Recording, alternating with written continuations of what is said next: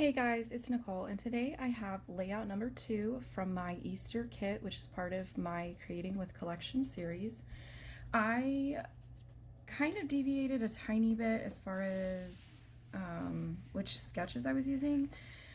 I made this layout Saturday, May 2nd, which I'm sure most of you guys know was pretty much International Scrapbooking Day, and Scrapbook Generation had uploaded 3 new sketch bundles, and the sketch that I'm following is from the 4x6 photos double page sketch bundle that they released. That's kind of a mouthful. And I will say I will say this. I squeezed a ton of photos onto this layout, and even as I was putting it together, it just kind of felt almost too heavy, but I ended up just kind of pushing through, and it ends up working out in the end. I do think that if you were using full size 6x4 photos, I think it would feel a little bit less heavy. Or even if the 2 photos that are matted and kind of tilted, if I had made those smaller, I think it would have felt sort of less full to me. But I think it was just one of those things where I wasn't necessarily in the mood to scrapbook, but I did kind of want to participate, and I ended up going upstairs and getting on a Zoom call with my scrapbook friends, and I just was kind of talking to them and working through this. So this video was kind of a hot mess to edit because I did take out some of the parts where I was just kind of listening or looking at what somebody was showing or just kind of talking, and I wasn't actually doing anything, but I had forgotten that I was recording. So just gonna put that out there if things look a little bit messy. So for whatever reason, I seem to be working backwards through my Easter photos. So these are from 2013. So my daughter was born in 2013, so this technically would have been her first Easter and my son's second Easter. So by this point, he kind of understood that we were looking for eggs and that the eggs actually had something inside of them.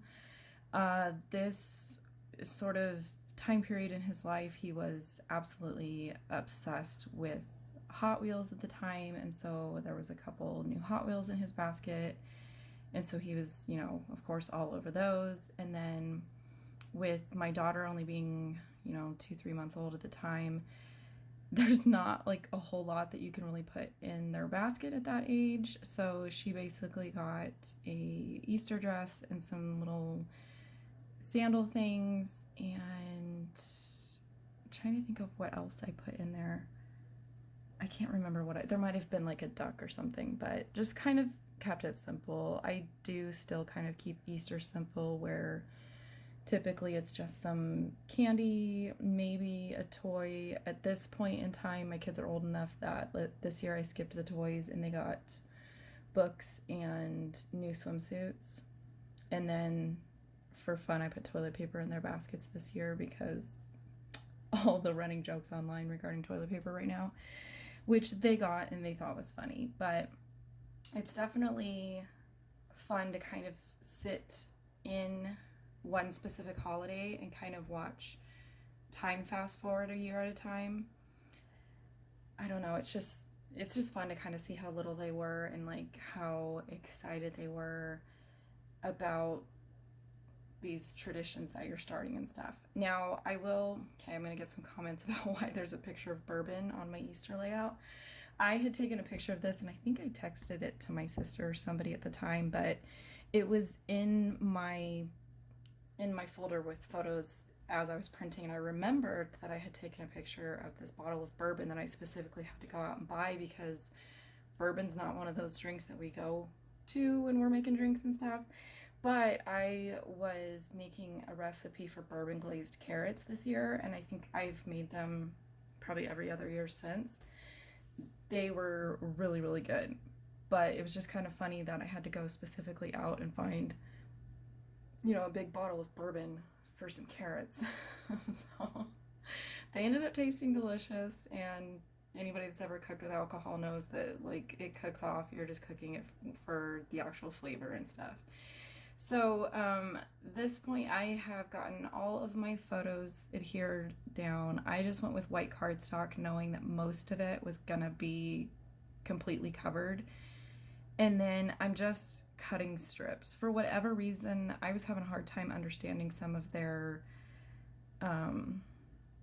like the measurements that they were putting, but I think it was just because normally when I come up here, I'm either listening to a movie or a show that I can kind of tune out when I really need to think. And in this instance, I was keeping up with the conversation, so I think I was just having a hard time doing like math and stuff. Like clearly here I'm talking, but I just kind of decided to cut the strips whatever size I felt like they needed to be.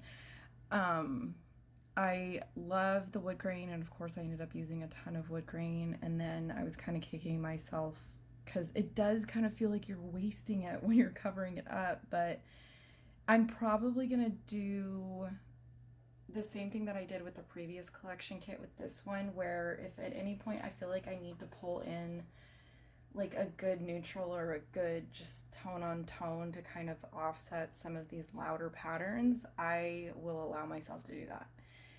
I feel like it does kind of give you another jump in with the patterns and stuff once you start using them up. Some of them I don't know that I will actually use like a certain side of some of the papers.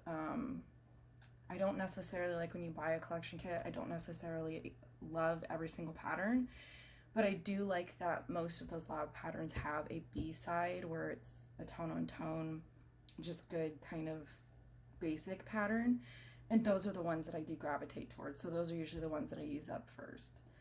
So again, this is mostly just kind of wallpapering photos and paper strips, and I did stick pretty closely to the sketch.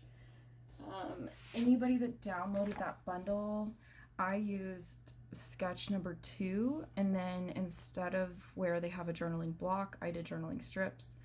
Where they have long title, long title, long title, you'll see here in a minute, I ended up using a die cut and just kind of filling in with some stickers. And then they have like chevron type arrows, like kind of showing movement as far as their clusters and stuff. I just kind of did my own thing, which that's pretty much the point of the video that I'm at here.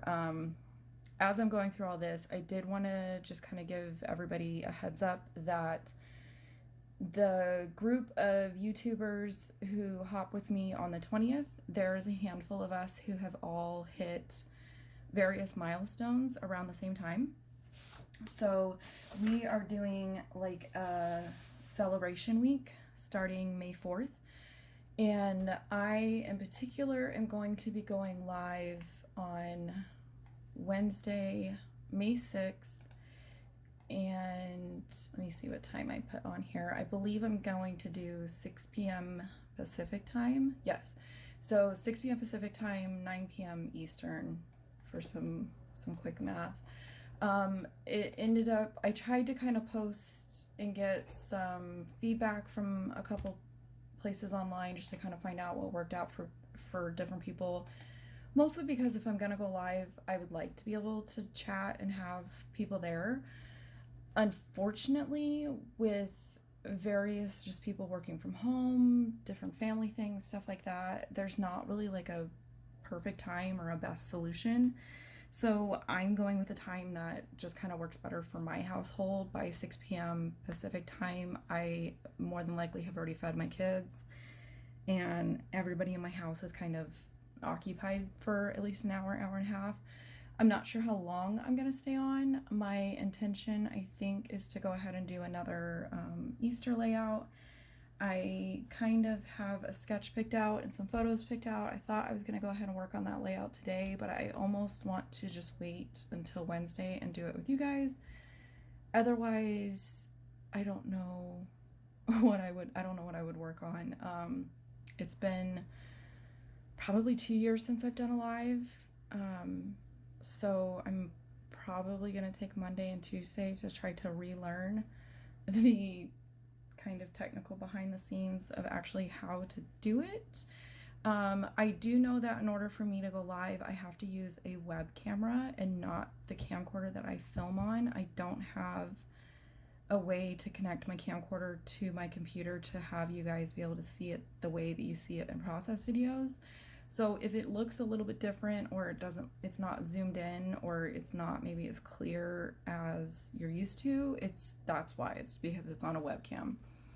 So hopefully that doesn't bother too many people, but like I said, I can't figure out how to get my camcorder to talk to my laptop to be able to stream through it, and it may just be a case of it's not designed to do that, whereas a web camera is designed to do that. So hopefully that ends up working out. But yeah, so hopefully if you guys can make it, that would be awesome. I am going to go ahead and print out any of the questions that you guys left me on the channel update video. I'm going to be answering those during the live. If you have any other questions that you do want me to answer, you can leave them in the comments below on this video. I'm probably just going to Tuesday night, even Wednesday morning, go through my comment section and add anything that I see popping up that I can kind of answer or address on the live. Keep in mind that I am used to working by myself, and I am used to, I guess, not used to carrying on a conversation and scrapbooking at the same time, so this might be a giant mess. I do know that I work a lot slower if I'm trying to carry on a conversation and that kind of thing, so just kind of keep that in mind, I guess. But yeah, so at this point I've gone ahead and I've added a bunch of different die cuts, stickers from the big 12x12 sticker sheet. I typed up my journaling on the same textured white cardstock and just cut that into strips, and then I'm just using liquid glue to go ahead and attach these. It was just kind of the quicker option. And then because there is so much journaling and it's just kind of white and it does kind of look a little bit boring on a busy page like this, I ended up taking 2 of the like colored phrase stickers to put at the end of my journaling and just kind of continue filling in that space along the edge of the photo. And I did not hit record, but I did remember to date it when I finished the layout, and that is in the final photos and stuff. So here's some detailed photos of the layout and a photo of the completed layout. And I hope you guys are enjoying this series, and I hope that I can talk to some of you guys again on Wednesday when I go live, 6 p.m. Pacific time. Catch you guys later. Bye.